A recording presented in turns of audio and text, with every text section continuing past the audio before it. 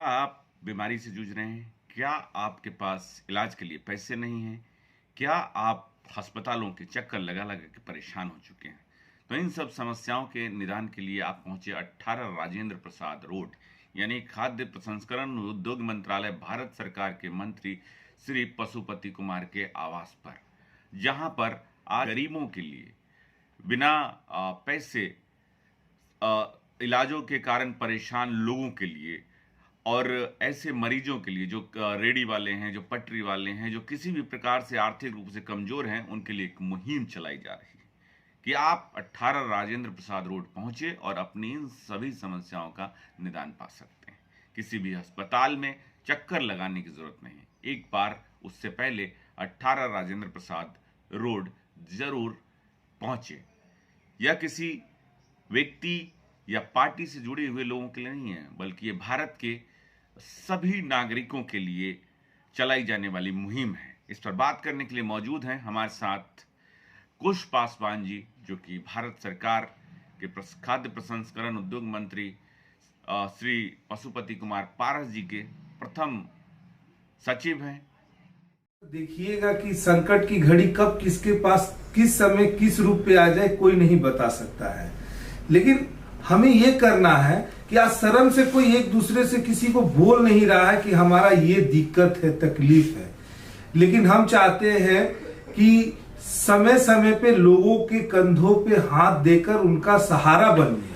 उनके मने जो मेडिकल हो, चाहे कोई हो, रिक्शा वाला, आप रेडी लगाने वाला, कोई भी हो, इंसान है ना जी, उनको मदद करिए। किस रूप से मदद करिए? आपको अगर नहीं जानकारी है तो जैसे मान लीजिए एम्स हुआ, सफदरजंग हुआ, बहुत सारे नाना प्रकार के भारत में हमारे भारत सरकार के द्वारा सरकारी अस्पताल है, लेकिन वो लोग उस अस्पताल में इतनी भीड़ के कारण वो लोग देख के वहां पे अपनी बीमारी को बर्दाश्त करके घर में ही रह जाते हैं और वो बीमारी दिन पे दिन उत्पन्न होते जाती है। नहीं, उससे घबराना नहीं है। अब मेरा ये इससे यही कहना है कि किसी को अगर किसी रूप से अगर मेडिकल की सहायता चाहिए तो ये मैसेज जितने लोगों के पास जा रहा है, प्लीज उनके बगल वाले को अगर कोई दिक्कत हो तो कृपया आप doctor Rajendra Prasad road 18 number जो ली मेरिडियन होटल के पास है, हमारे माननीय मंत्री श्री पशुपति कुमार पारस जी जो खुल के कहते हैं कि माने किसी को मतलब कहीं से वंचित नहीं रहने दो, उनका सहायता करो, चाहे जिस रूप से भी हो।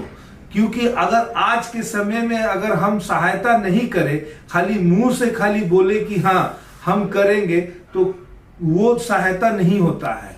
सहायता मीन्स उसके साथ में कदम से कदम मिलाकर चलना भी सीखना पड़ेगा।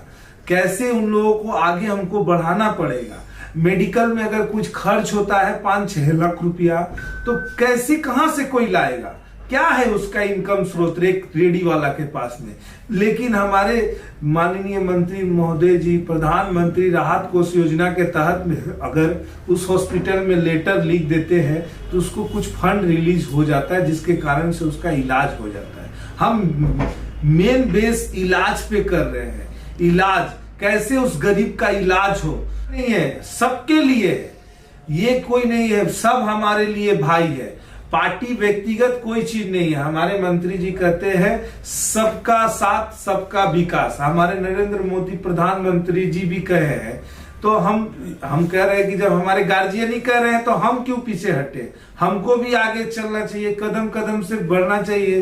क्योंकि किसी का आज के डेट में देखिए ऑनलाइन का जमाना हो गया है। आज अगर परिवारों में थोड़ी दूरियां आ गई है तो हम चाहते हैं कि किसी के ऊपर हाथ रखो, सिक्योरिटी गार्ड के ऊपर रखो, किसी के गरीब के ऊपर कि भाई तेरे को कोई दिक्कत तो नहीं है ना, दिक्कत है तो जाओ वहां पे, तो काम हो जाएगा। काम मीन्स क्या? हमें आगे का रास्ता दिखाना है, जरिया दिखाना है कि इस तरीके से काम होगा।